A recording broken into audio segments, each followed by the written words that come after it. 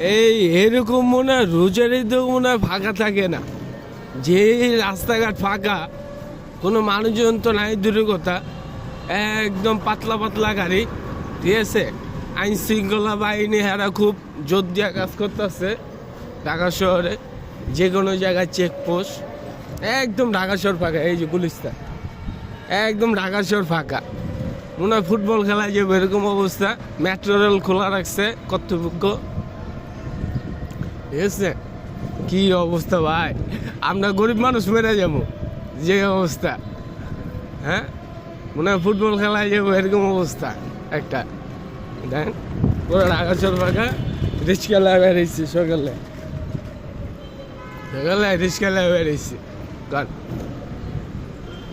রোজার ঈদেও মানুষ থাকে রাস্তাঘাটে, হাট বাজারে, আর এইবারকার নির্বাচনে ঢাকা একদম ফাঁকা হয়ে রয়েছে। দেন বাসে একটা লোক বয়ে রয়েছে খালি মাত্র, এই যে দেন বাসে একটা লোক বয়ে রয়েছে, বাস পুরো ফাঁকা। এই যে বাস দাঁড়ায় রয়েছে, এই যে কোনো লোক নাই।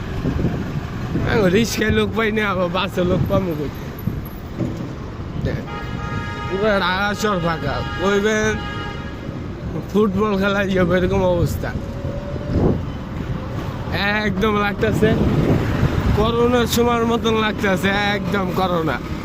মনে হয় ঢাকা শহর একদম নিরিবিলি, কোনো মানুষ নাই, কিচ্ছু নাই, গাড়ি হইলো পাতলা পাতলা, মোটর সাইকেল নাই।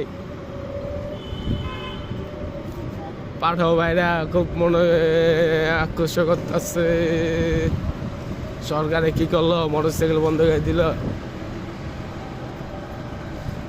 পুরা ফাঁকা ঢাকা শহর, ঢাকা শহর পুরা ফাঁকা।